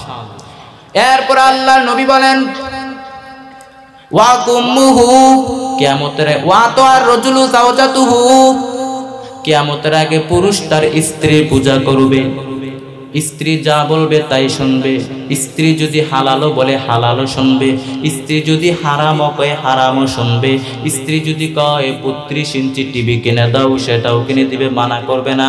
তার মানে কিয়ামতের আগে স্ত্রী যা বলবে তাই শুনবে, পুরুষ তার স্ত্রী পূজা করবে। ওয়া কুম্মুহু, মায়ের নাফরমানি করবে, মায়ের কথা শুনতে চাইবে না। ওয়া আদনা আবাহু ওয়া আদনা সাদিকহু, বন্ধুদেরকে কাছে টানবে, বন্ধুদেরকে আপন বানাবে। ওয়া আকসা আবাহু, বাবাকে দূরে ঠেলে দিবে, বাবাকে দূরে ঠেলে দিবে, বন্ধুদেরকে আপন বানাবে, মায়ের নাফরমানি করবে, মায়ের কথা শুনতে চাইবে না। এজন্য অনেক মা বাবারাও দায়ী। কেন? বলে ছোটবেলা থেকে সন্তানের হাতে একটা মোবাইল তুলে দিচ্ছেন, এই মোবাইলের নেশায় নেশায় আপনার সন্তান বড় হইছে, এখন আব্বা আম্মারে চিনে না। এই মোবাইলের কারণে আপনার সন্তানের লেখাপড়ার ঘরে আগুন, এই মোবাইলের কারণে জীবন শেষ, জৈবন শেষ। এই মোবাইলের কারণে পড়ালেখার ঘরে আগুন, চোখের পাওয়ার নাই, হাত দুর্বল। এরপর অনেক স্ত্রী রান্না করে, ছোট বাচ্চাটা কান্না করে, ছোট বাচ্চার কান্না বন্ধ করার জন্য কি আর করবে, ছোট বাচ্চার হাতে একটা মোবাইল দিয়ে দিছে, এনে মোবাইল টিপ, এরপরও কান্না করিস না। তা আপনার সন্তানদেরকে তো আপনারাই নষ্ট করতেছে, ঠিক কিনা? তার মানে কিয়ামতের আগে বাবাকে দূরে ঠেলে দিবে, মায়ের নাফরমানি করবে, বন্ধুদেরকে কাছে টানবে। এরপর আল্লাহর নবী বলেন ওয়া যাহারাতিল আসওয়াতি ফিল মাসাজিদ, কিয়ামতের আগে মসজিদের মধ্যে অনর্থক কথাবার্তা বেড়ে যাবে, কিয়ামতের আগে মসজিদের মধ্যে অনর্থক কথাবার্তা বেড়ে যাবে, আছে না নাই? দেখবেন ইমাম সাহেব আসতে 2-1 মিনিট দেরি হইলে, ইমাম সাহেব আসতে 2-1 মিনিট দেরি হইছে, এখন একদল মুসল্লি কয় ঘটনা কি, ইমাম সাহেব আসে না কেন? হুজুরে খালি প্রায় সময় দেরি করে, আছে না নাই? আবার দেখবেন 3-4টা মুরব্বী এক লগে বইলে এক মুরব্বী আরেক মুরব্বীরে কয় তোমার ছোট মাইয়াটার নাকি বিয়া হইছে। এটা বলার দরকার কি? যে বলতে বলতে পুরা মসজিদের মধ্যে আওয়াজ। তার মানে কিয়ামতের আগে মসজিদের মধ্যে অনর্থক কথাবার্তা বেড়ে যাবে, মসজিদের মধ্যে অনর্থক কথাবার্তা বেড়ে যাবে, হারাম কথাবার্তা বেড়ে যাবে। এরপর আল্লাহর নবী হাদিসের মধ্যে জানায় দেন ওয়াসাদাল কাবিলাতু ফাসিকাহু, গোত্রের নেতা হবে সমাজের সবচাইতে পাপাচার ব্যক্তিটা। ওয়া কানা জাইমুল কওমি আরদালাহুম, 5-7টা গোত্র মিলে যে গোত্র হবে ওই গোত্রের অধিপতি হবে সমাজের সবচেয়ে নিকৃষ্ট ব্যক্তিটা। এমনি আমার কথা না, এটা রাসূলের কথা। কি এটা কি হচ্ছে নাকি হবে? 5-7টা গোত্র মিলে যেই গোত্র হবে ওই গোত্রের নেতা হবে এলাকার সবচাইতে নিকৃষ্ট ব্যক্তিটা, আছে না নাই? এরপর একটা আল্লাহর নবী বলেন ওয়া উকরিমার রাজুলু মাখাবাতা শাররিফ, কিয়ামতের আগে একজন আরেকজনকে সম্মান করবে শ্রদ্ধা থেকে নয় বরং তার অনিষ্টতা থেকে বাঁচার ভয়ে, অস্ত্রের ভয়ে। কিয়ামতের আগে একজন আরেকজনকে সম্মান করবে শ্রদ্ধা থেকে নয় বরং তার অস্ত্রের ভয়ে, তার অনিষ্টতা থেকে বাঁচার ভয়ে। একটার জায়গায় 10টা সালাম দিবে কেন? বলে আপনি যে একটা ভয়ঙ্কর প্রকৃতির মানুষ, আপনার কাছ থেকে বাঁচার জন্য একটার জায়গায় 10টা দিবে। আবার আপনি যে ক্ষমতার কারণে ভয়ঙ্কর, ওই ক্ষমতা যখন চলে যাবে তখন আপনার নাম নেওয়ার মতো দুনিয়াতে কেউ থাকবে না। আরে আল্লাহর গোলাম, এরপর আল্লাহর নবী বলেন ওয়াজাহারাতিল কায়নাতু ওয়াল মাআজিফ, কিয়ামতের আগে নায়িকা গায়িকা বেড়ে যাবে, বাদ্যযন্ত্র বেড়ে যাবে, গান বাদ্য বেড়ে যাবে, নায়িকা গায়িকা বেড়ে যাবে। শুধু তাই না, গান বাদ্যকে হালালও বলবে। ওই দিন এক ভিডিওর মধ্যে দেখলাম এক লোক বলতেছে যে এই গান হারাম, হুজুররা কই পাইলো গান গাওয়া হারাম? মাইকের সামনে গান গায়ের কয় হুজুররা কই পাইছে গান গাওয়া হারাম। তো এই ভিডিও দেখার পর আমার রাসূলের হাদিসের কথা মনে পড়ে গেল। আল্লাহর নবী বলেন কিয়ামতের আগে এমন একটা সম্প্রদায়ের আবির্ভাব হবে যারা গানকে হালাল মনে করবে, মদ পান করাকে হালাল মনে করবে, জেনা করাকে হালাল মনে করবে, এরপরে রেশমের পোশাক পরাকে হালাল মনে করবে। আসনা নাই? শুধু তাই না, আল্লাহ তাআলা কোরআনের মধ্যে বলেন وَمِنَ النَّاسِ مَن يَشْتَرِي لَهْوَ الْحَدِيثِ لِيُضِلَّ عَن سَبِيلِ اللَّهِ بِغَيْرِ عِلْمٍ وَيَتَّخِذَهَا هُزُوًا أُولَئِكَ لَهُمْ عَذَابٌ مُهِينٌ। আল্লাহ তাআলা বলেন লাহুয়াল হাদিস বলতে প্রায় 27 জন মুফাসসির একমত। লাহুয়াল হাদিস বলতে গান, অশ্লীল গান বাদ্যকে উদ্দেশ্য করা হয়েছে। আল্লাহ পাক আমাদেরকে হেফাজত করেন, বলেন আমিন। এরপর আল্লাহর নবী বলেন ওয়াশুরিবাতিল খুমুর, কিয়ামতের আগে মদ পান বেড়ে যাবে, নেশা দ্রব্য বেড়ে যাবে, নেশা জাতীয় জিনিস বেড়ে যাবে, আসনা নাই? নেশা দ্রব্য জিনিস বেড়ে যাবে। এরপর একটা আল্লাহর নবী বলেন, এরপর একটা একটু ভালো করে শুনেন, আল্লাহর নবী জানায় দেয় ওয়ালানা আখিরি হাদিহিল উম্মতি আউওয়ালাহা, শেষ জামানার কিছু মানুষ, শেষ জামানার কিছু পণ্ডিত আগের জামানার বড় বড় আলেমদেরকে গালি দিবে, বড় বড় আলেমদেরকে অভিশাপ দিবে। 2টা লাইন পড়বে, বুখারী শরীফের 2টা লাইন পড়বে, পড়ার পর তখন মনে মনে ভাববে আমি তো বড় পণ্ডিত, ইমাম আবু হানিফা কি বুঝে, আসনা নাই? আরে আল্লাহর গোলাম, বড় বড় আলেমদেরকে গালি দিবে। শুধু তাই না,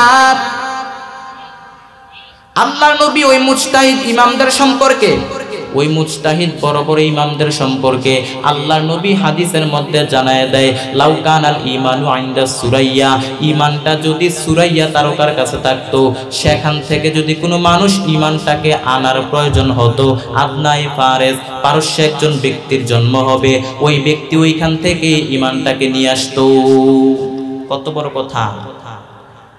তার মানে শেষ জমানার কিছু মানুষ আগের জমানার বড় বড় আলেমদেরকে গালি দিবে, অভিশাপ দিবে। শুধু আলেম কেন, আলেম তো দূরের কথা, এই জমানার কিছু মানুষ সাহাবায়ে কেরামকে পর্যন্ত গালি দেয়। হযরত আবু বকর রাদিয়াল্লাহু তাআলা আনহু এবং ওমরের ব্যাপারে এত খারাপ মন্তব্য করে, এত কুৎসিত মন্তব্য করে যা বলার মতো নয়। এই আলামতগুলো যখন ঘটতে থাকবে, এই আলামতগুলো যখন ঘটতে থাকবে, আল্লাহর নবী বলেন ফালিয়ারতাকিবু, তোমরা অপেক্ষা করো, আইন্দা যালিকা রিহান হামারা, গরম বাতাসের অপেক্ষা করো, অগ্নি বাতাসের অপেক্ষা করো, ওয়া জালজালা এবং ভূমিকম্পের অপেক্ষা করো, ওয়া খসফান এবং ভূমি ধসের অপেক্ষা করো, ওয়া মাসখন এবং চেহারা বিকৃতির অপেক্ষা করো। শুধু তাই না, তসবির দানা ছিঁড়ে গেলে যেমন একটার পর একটা তসবিহ জমিনের মধ্যে পড়তে থাকে, ঠিক তেমনি ভাবে তোমাদের উপরে আযাব আর গজব এমন ভাবে আসতে থাকবে। আল্লাহ পাক রব্বুল আলামিন আমাদেরকে এগুলো থেকে হেফাজত করেন, বলেন আমিন। আরে আল্লাহর গোলাম, শুধু তাই না, এতক্ষণ যে এগুলো বয়ান করলাম, এতক্ষণ পর্যন্ত যে আলামতের কথা বললাম, এগুলো হচ্ছে কিয়ামতের ছোট আলামত। এগুলো কি কিয়ামতের ছোট আলামত। কিয়ামতের আগে পোলাপান সন্তান বেশিরভাগই মা বাবার অবাধ্য হয়ে যাবে। এরপরে এলাকার রংবাজ, চাঁদাবাজ, অশিক্ষিত, মূর্খ, জাহেল এগুলো সমাজের বড় বড় নেতা হবে। বংশীয় সম্ভ্রান্ত ভালো লোক, এদের কোনো বেল থাকবে না। এরপরে যারা এক সময় শত শত বছর ধরে ছাগল চড়াইতো, ছাগল চড়ানো কিন্তু দোষের কিছু না, নবীরাও ছাগল চড়াইতেন। ছাগল চড়ানোর মাধ্যমে আল্লাহ তাআলা তাদেরকে ধৈর্যশীল বানিয়েছেন। যারা এক সময় শত শত, বাস্তবতা বোঝানোর জন্য উদ্দেশ্য, যারা এক সময় শত শত বছর ধরে ছাগল চড়াইতো, এরা এক সময় এই বড় বড় দালান কোঠা নির্মাণ করবে, বড় বড় বিল্ডিং তৈরি করবে। হচ্ছে কি, মানে হইতেছে নাকি? হচ্ছে। তা আল্লাহ পাক আমাদেরকে কিয়ামতের আলামতগুলো থেকে আমাদেরকে হেফাজত করেন, বলেন আমিন। আরে আল্লাহর গোলাম, আরে মুরব্বী বাবারা, যুবক, এই জামানায় ঈমানটাকে বাঁচানো খুব কঠিন। আল্লাহর নবী বলেন হাতের মধ্যে জ্বলন্ত আংরা রাখলে যত কষ্ট হয়, শেষ জামানায় ঈমানটাকে বাঁচিয়ে রাখা তার চেয়েও বেশি কষ্টকর হবে। এই কঠিন মুহূর্তের সময় আমাদের ঈমান বাঁচাইতে পারে দুইটা জিনিস। কয়টা জিনিস? এক নম্বরে আল্লাহর কোরআন, দুই নম্বরে রাসূলের সুন্নাত। আরে আল্লাহর গোলাম, যুবক, ঈমানটারে মজবুত করে নাও, ঈমানটারে মজবুত করে নাও। ও পর্দার আড়ালের মা বোনেরা, ঈমানটারে মজবুত করে চলো। আল্লাহর গোলামি করো, আল্লাহর ইবাদত করো, 5 ওয়াক্ত নামাজ পড়ো, সন্তানটাকে কোরআনওয়ালা বানাও, স্বামীর আনুগত্য করো, আল্লাহকে ভয় করেন। ও মা, ও বোন, ঈমানটারে মজবুত করে নেন। আপনাদের কত দাম, কত দাম! ইসলাম আপনাদেরকে সম্মান দিয়েছে। ও মা, আপনারা তো নবীদের মা, আপনারা তো ওলিদের মা, আপনারা তো আল্লাহর ওলিদের মা, নবীদের মা, সাহাবায়ে কেরামের মা। আপনাদের দোয়া দ্রুত দ্রুত আল্লাহর দরবারে কবুল হয়। ও মা, আপনাদের কত দাম! আল্লাহর নবী হাদিসের মধ্যে জানায় দেয়, পৃথিবীতে যত সম্পদ আছে, সব পৃথিবীতে যত যা কিছু আছে সব কিছু হলো সম্পদ। আর এই সম্পদের মধ্যে সবচেয়ে শ্রেষ্ঠ দামি সম্পদের নাম হলো নেককারিনী নারী। ও মা, আপনাদের কত দাম! আল্লাহর নবী বলেন কোন নারী যদি 4টা আমল করতে পারে, কয়টা আমল? কোন নারী যদি 4টা আমল করতে পারে, আল্লাহর নবী হাদিসের মধ্যে জানায় দেয়, ইদা সাল্লাত খামসাহা ওয়া সামাত শাহরাহা আতাআত বালাহা হাফিজাত ফুরুজাহা ফালতাদখুল মিন আইয়ি আবওয়াবিল জান্নাতি শাআত। আল্লাহর নবী হাদিসের মধ্যে জানায় দেয়, কোন নারী যদি 4টা আমল করতে পারে, 1 নাম্বার ইদা সাল্লাত খামসাহা, কোন নারী যদি 5 বেলার নামাজ পড়ে, ওয়া সামাত শাহরাহা, রমজানের রোজা রাখে, আতাআত বালাহা, স্বামীর আনুগত্য করে, হাফিজাত ফুরুজাহা, লজ্জাস্থানের হেফাজত করে, অর্থাৎ নিজের সতীত্বের হেফাজত করে, ফালতাদখুল মিন আইয়ি আবওয়াবিল জান্নাতি শাআত। এই 4টা আমল যদি কোন নারী করতে পারে, ওই নারীর জন্য জান্নাতের 8টা দরজা খুলে দেওয়া হবে। যেই দরজা দিয়ে মনে চায়, ওই দরজা দিয়ে জান্নাতের মেহমান হয়ে যাবে। ও মা, আল্লাহকে ভয় করেন, ঈমানটাকে মজবুত করে নেন। ঈমানের এত দাম, ঈমানের এত দাম। আরে যুবক, ইমানটাকে মজবুত করে নাও, পাক্কা ইমানের বড় দাম। আল্লাহ তাআলা তো ইমানদারকে পরীক্ষা করেন, সাহাবায়ে কেরামের মতো ইমানটারে মজবুত করে নেন। সাহাবায়ে কেরামের ইমান কত মজবুত ছিল। আল্লাহর নবীর সাহাবী এত কষ্ট দেওয়ার পরেও, এত নির্যাতন করার পরেও সাহাবায়ে কেরাম তারা তাদের ইমানটাকে ছেড়ে দেন নাই। সাহাবায়ে কেরামের মুখের মধ্যে একটাই আওয়াজ, জীবন চলে যাবে তারপরও ঈমানকে ছাড়া যাবে না। আল্লাহর নবীর সাহাবী হযরত বেলাল রাদিয়াল্লাহু তাআলা আনহু এত অত্যাচার করা হলো, এত পরিমাণ নির্যাতন করা হলো, এত অত্যাচার করার পরেও হযরত বেলাল রাদিয়াল্লাহু তাআলা আনহু ঈমানটাকে ছাড়ে না। আল্লাহর নামটা বারবার মুখে নেয়, শুধু আল্লাহর নামের জিকির করে। বেলালের মুনিব উমাইয়া ডাক দিয়া বলে, রে বেলাল, তুই আল্লাহর জিকির করা বন্ধ করে দে। যদি আল্লাহর জিকির বন্ধ না করিস তাহলে তোকে আরবের উত্তপ্ত গরম বালুর উপরে পাথর চাপা দিয়ে তোকে মেরে ফেলবো। বেলাল জিকির বন্ধ করে না। উমাইয়া বেলালের জিকির বন্ধ করার জন্য বেলালের বুকের উপরে চেপে বসলো। বেলালের বুকের উপরে চেপে বসে বাম হাত বেলালের মুখের ভিতরে ঢুকিয়ে দিছে। উমাইয়া বাম হাত বেলালের মুখের ভিতরে ঢুকাই দিল। মুখের ভিতরে ঢুকাইয়া জিহ্বাটা ধরে টান মেরে জিহ্বাটা বের করে জিহ্বার মধ্যে বাবলা গাছের কাঁটা বসিয়ে দিয়েছে। আর ডাক দেয়া বলে, বেলাল, তুই তোর আল্লাহর জিকির এখন কেমনে করবি কর। সে সময় বেলাল রাদিয়াল্লাহু তাআলা আনহু কত সুন্দর করে শাহাদাত আঙ্গুলটা উঁচু করে ধরে মুস্কি হাসি দিয়ে ডাক দিয়া বলতেছে, উমাইয়া রে, তুই আমার জিকির বন্ধ করলে কি হবে? আমি আমার হৃদয়ের মধ্যে আমি আমার মাওলার নামটারে অঙ্কন করে নিয়েছি। বেলালের উপরে এত পরিমাণ অত্যাচার করা হচ্ছে, এত পরিমাণ নির্যাতন করার পরেও বেলাল তার ইমানটাকে ছেড়ে দেন নাই। বেলালের মুখে শুধু আল্লাহর জিকির, আল্লাহর জিকির বেলাল বন্ধ করে না। এই দৃশ্য দেখার পর আমার নবীর হৃদয়ে ক্ষত সৃষ্টি হচ্ছে, আমার নবীর হৃদয়ে ক্ষত সৃষ্টি হচ্ছে, রক্তক্ষরণ হচ্ছে। আমার নবী আবু বকরকে ডাক দিয়া বললেন, আবু বকর, আল্লাহ তোমাকে অনেক সম্পদ দিয়েছে, অনেক ধন সম্পদ দিয়েছে, যাও। উমাইয়া তো টাকার পাগল, টাকার চেহারা দেখাইলেই উমাইয়া বেলালকে মুক্ত করে দিবে। যাও, বেলালকে মুক্ত করে নিয়ে আসো। যা লাগবে তাই দিবা, যত টাকা লাগবে তত টাকা দিয়ে তুমি বেলালকে মুক্ত করে নিয়ে আসবা রে আবু বকর। তোমার জন্য আল্লাহর জান্নাত খোলা হয়ে যাবে রে আবু বকর। আবু বকর দেরি না করে গচ্ছিত স্বর্ণ মুদ্রাগুলো একটা ঝুলির মধ্যে ঢুকাইয়া দৌড়াইয়া উমাইয়ার সামনে গিয়া দাঁড়ায় গেল। আর ডাক দিয়া বলে, উমাইয়া রে, তোর কত টাকা লাগবে? বিনিময়ে বেলালকে মুক্ত করে দিবি, বেলালকে মারিস না। বিনিময়ে তুই বেলালকে মুক্ত করে দিবি, কত টাকা লাগবে? বলে, এত পরিমাণ টাকা লাগবে। সঙ্গে সঙ্গে আবু বকর বললেন, ওই পরিমাণ কেন, তার ডাবল দিচ্ছি। সুবহানাল্লাহ বলেন, তার ডাবল দিচ্ছি। কত টাকা লাগবে তোর বল। এইবার আবু বকর রাদিয়াল্লাহু তাআলা আনহু উমাইয়ার মুখের মধ্যে স্বর্ণ মুদ্রাগুলো নিক্ষেপ করে বেলালকে মুক্ত করলো। বেলালকে মুক্ত করার পর বেলালকে যখন আমার নবীর সামনে নেওয়া হলো, বেলালকে আমার নবীর সামনে হাজির করানোর পর আমার নবী তাকায় দেখে, বেলালের শরীরের দিকে তাকায় দেখে, বেলালের শরীরের এমন কোনো জায়গা নাই যে ক্ষত চিহ্ন নাই।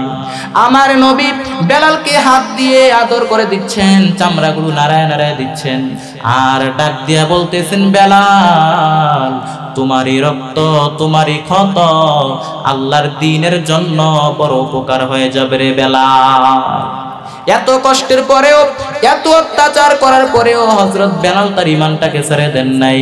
সাহাবায়ে কেরামের মুখের মধ্যে একটাই আওয়াজ, জীবন চলে যাবে তারপরও ঈমান যাবে না। কে সেই বেলাল? আফ্রিকার জঙ্গল থেকে এসে আল্লাহর নবীর হাতে কালেমা পড়ে মুসলমান হয়ে গেল। আহারে, চেহারাটা এত পরিমাণ কালো, কোনো ধন সম্পদ নাই, কোনো বাড়ি নাই, ঘর নাই, টাকা পয়সা নাই, শুধু লজ্জাস্থান ঢাকার মতো একটা লুঙ্গি ছিল, আর কিছুই ছিল না। আমাদের শুধু লজ্জাস্থান ঢাকার মতো একটা লুঙ্গি আছে, আর কিছু নাই। এরকম মানুষ কে কে আছে? কেউ নাই। তার মানে আল্লাহ আমাদেরকে অনেক দিয়েছেন। ওই বেলাল রাদিয়াল্লাহু তাআলা আনহু কোনো ধন সম্পদ নাই, টাকা পয়সা নাই, এত গরিব। ওই বেলাল চেহারাটা এত পরিমাণ কালো, এত পরিমাণ কালো চেহারাটা। মাঝে মাঝে সাহাবায়ে কেরাম দেখে ঠাট্টা করে বলতো, কালো পাহাড় আসতেছে, মজা করে বলতো কালো পাহাড় আসতেছে। আমার নবী শুনে ডাক দিয়া বললেন, ও সাহাবায়ে কেরাম, আমার বেলালকে তোমরা কালো পাহাড় বলিও না, আমার বেলালকে তোমরা কালো পাহাড় বলিও না, কারণ আমার বেলাল ইসলাম গ্রহণ করতে গিয়ে যে পরিমাণ কষ্ট করেছে, আমার বেলাল ইসলাম গ্রহণ করতে গিয়ে যে পরিমাণ রক্ত ঝরিয়েছে, আমার বেলালের রক্তের মধ্যে দিয়েই আল্লাহর দ্বীন কায়েম হয়ে যাবে। ও সাহাবায়ে কেরাম, আমার বেলালকে তোমরা এরকম বলিও না, আমার বেলালকে তোমরা কালো পাহাড় বলিও না, কারণ আমি নবী হলাম মসজিদে নববীর ইমাম, আর আমার বেলাল হলো তার মুয়াজ্জিন। আমার বেলালকে তোমরা এরকম বলিও না। আহারে, বেলাল রাদিয়াল্লাহু তাআলা আনহু যখন আযান দিতেন, কণ্ঠটা তেমন সুন্দর ছিল না, কর্কশ কর্কশ ছিল। যদিও কণ্ঠটা সুন্দর ছিল না, কর্কশ ছিল, কিন্তু বেলাল যখন আযান দিতেন, বেলালের আযান আল্লাহর আরশে আজিম পর্যন্ত পৌঁছে যাইত। আরে আল্লাহর গোলাম বেলালের উপরে এত পরিমাণ অত্যাচার করলো, এত পরিমাণ নির্যাতন করার পরেও বেলাল তার ইমানটাকে ছেড়ে দেন নাই, ইমানটাকে ছেড়ে দেন নাই। আরে আল্লাহর গোলাম, আল্লাহর নবীর আরেকজন সাহাবী হযরত খাব্বাব রাদিয়াল্লাহু তাআলা আনহু, খাব্বাবের মালিক ডাক দিয়া বলে, খাব্বাব তুমি নাকি ইসলাম গ্রহণ করেছো? খাব্বাব ডাক দিয়া বলে, তোমরা আমাকে এরকম প্রশ্ন করছো কেন? তোমরা জানো কিনা জানি না, আমি খাব্বাব উচ্চ সুরে পড়লাম, আশহাদু আল্লাহ ইলাহা ইল্লাল্লাহু মুহাম্মাদুর রাসূলুল্লাহ। খাব্বাব রাদিয়াল্লাহু তাআলা আনহু কালেমাটা পড়ার পর সমস্ত বেঈমান কাফের, বেঈমানরা, মুশরিকরা তাকে ভীমরুলের মতো সেকে ধরলো আর ডাক দিয়া বলে, খাব্বাব। খাব্বাবের হাত পা রশি দিয়া বেঁধে ফেললো। রশি দিয়া বাঁধার পর ডাক দিয়া বলে, খাব্বাব তুমি এখন কি করবা বলো? খাব্বাব ডাক দিয়া বলে, এই যে তোমরা আমার সামনে আগুন দেখতে পাচ্ছ, আগুন, এই আগুনের চাইতে দ্বিগুণ দ্বিগুণ ডাবল ডাবল জাহান্নামের আগুন থেকে বাঁচার জন্য আমি কালেমা করেছি, আমার নবীর হাতে আমি ইসলাম গ্রহণ করেছি। এইবার কাফের বেঈমানরা হাসতে হাসতে ঠাট্টা করে ডাক দিয়া বলতেছে, খাব্বাব দেখি তুই আগুনটা কেমন সহ্য করতে পারিস। এইবার খাব্বাবের হাতে পায়ে রশি লাগাইয়া জ্বলন্ত আগুনের ভিতর থেকে জ্বলন্ত অঙ্গারগুলি বের করে মাটির মধ্যে সাজাইলো। জ্বলন্ত অঙ্গারগুলি মাটির মধ্যে সাজাইয়া জ্বলন্ত অঙ্গারের উপরে জীবন্ত সাহাবীকে চাপায়া দেওয়া হচ্ছে, পিঠটা চাপায়া ধরা হচ্ছে। আহারে, অঙ্গারের উপরে যখন হাদিসের মধ্যে আসছে পিঠটা যখন চাপায়া ধরা হচ্ছে, আগুনের অঙ্গারগুলি চর্বি, পিঠের চর্বিগুলো গলে গলে অঙ্গারগুলি ভিতরে ঢুকে যাচ্ছে। একটা বারের জন্য খাব্বাব জবান দিয়া অন্য কোনো শব্দ উচ্চারণ করেন নাই, একজনের নামটা মুখে উচ্চারণ করেছেন, বলেন তিনি কে? আল্লাহ। এত পরিমাণ অত্যাচার করা হচ্ছে, সাহাবায়ে কেরামকে ধরে ধরে অত্যাচার করা হচ্ছে। এক পর্যায়ে সাহাবায়ে কেরাম আল্লাহর কাছে বলতে লাগলেন, মাতা নাসরুল্লাহ, আল্লাহর সাহায্য কখন আসবে? আলা ইন্না নাসরুল্লাহি করিব, খবরদার আল্লাহর সাহায্য খুব নিকটে।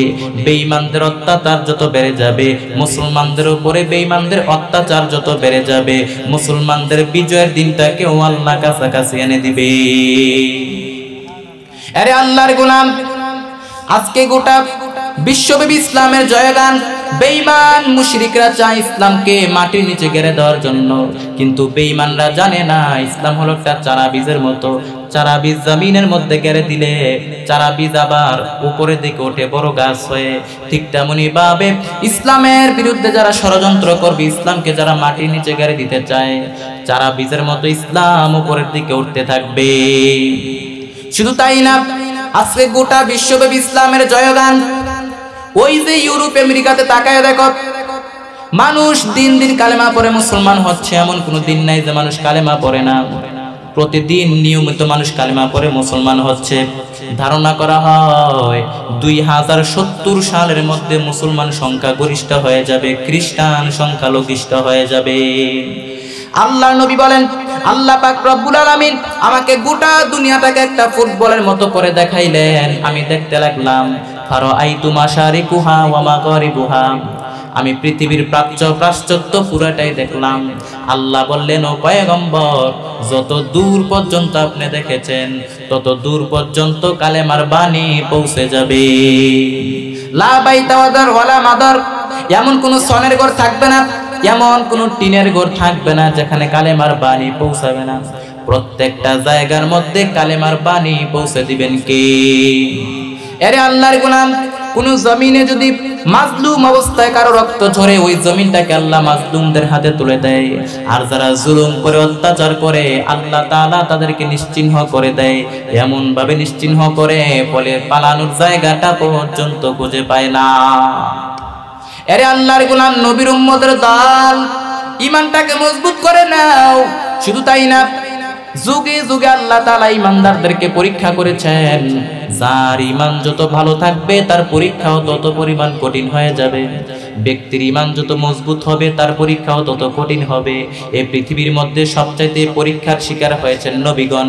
আসাদুন নাস বালা আল আম্বিয়া, এই পৃথিবীর মধ্যে সবচাইতে বেশি পরীক্ষার শিকার হয়েছেন নবীগণ, তারপর ওলিগণ, তারপর নেককারগণ, তারপরে সালেহগণ। ইবতালার রাজুলু হাসাবা দীনিহি, ব্যক্তির ঈমান যত ভালো থাকবে তার পরীক্ষাও তত কঠিন হয়ে যাবে। ক্লাসের ছাত্র যত ভালো তার পরীক্ষাও তত পরিমাণ কঠিন। এজন্য ইসলামের পক্ষে থাকার কারণে, কোরআনের পক্ষে থাকার কারণে যদি জেল জরিমানা আসে, মুসলমান এগুলোকে ভয় করে না। কারণ মুসলমান জানে ইসলামের বিজয় একদিন হবে, ওই বিজয়কে কেউ ঠেকায় রাখতে পারবে না। আরে আল্লাহর গোলাম, ইসলামের বিজয় দিবেন কে?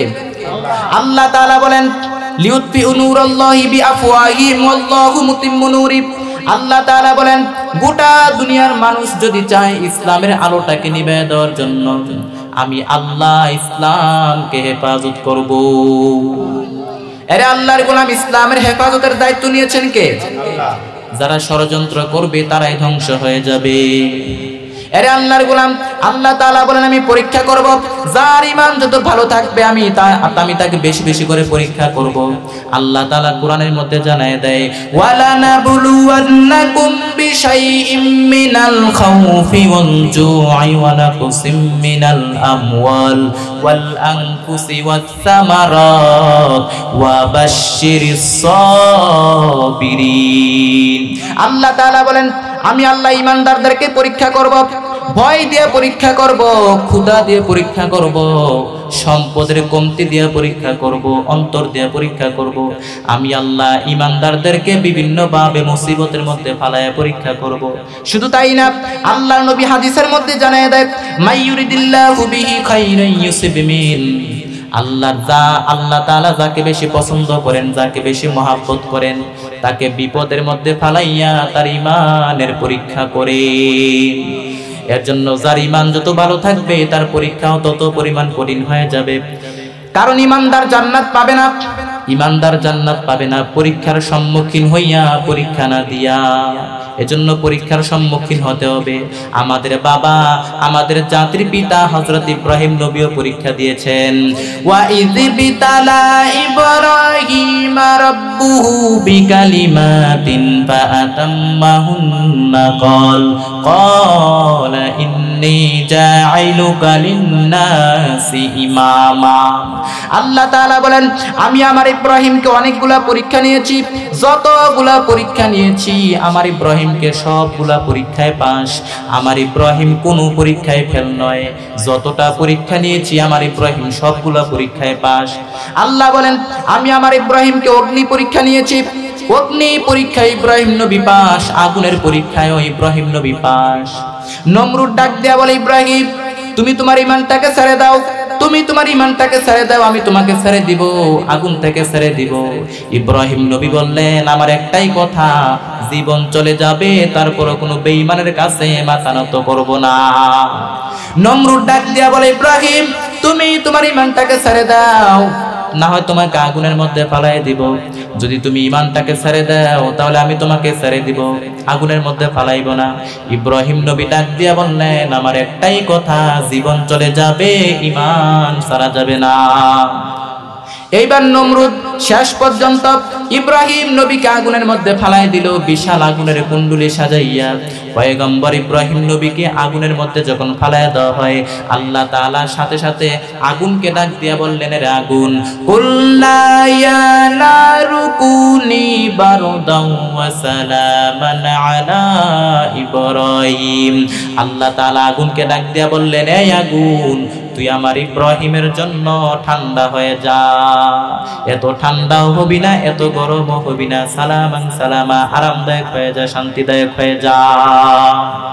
মুসার মতো ঈমান হলে রাস্তা হবে সাগর জলে, ইউসুফের মতো ঈমান হলে একে একে দরজা খুলে, ইব্রাহিমের মতো ঈমান যদি আজও থাকে বিদ্যমান, অগ্নিকুণ্ডে দেখতে পাবে খুবসুরতে ফুলবাগান। এরে আল্লাহর গোলাম, আল্লাহ তাআলা ঈমানদারদেরকে পরীক্ষা করবেন। ও মা ও বোন, এরে যুবক, ঈমানটারে মজবুত করে নাও, ঈমানটারে মজবুত করে নাও, পাক্কা ঈমানের বড় দাম। এরে আল্লাহর গোলাম, এরে যুবক, যার ঈমানটা যত ভালো সে কত ভাগ্যবান। আল্লাহ তাআলা আমাদের ঈমানটাকে মজবুত করে দেন, বলেন আমিন। আজকের এই মাহফিল যুবকেরা দিয়েছে, যুবকেরা সাজিয়েছে, আমি শুনেছি। আজকে যুবকদের এই পরিশ্রমকে আল্লাহ তাআলা কবুল করেন, বলেন আমিন। আজকের এই মাহফিলকে নাজাতের জন্য জরিয়া বানায় দেন, বলেন আমিন। এরে আল্লাহর গোলাম, ঈমানটাকে মজবুত করে নাও।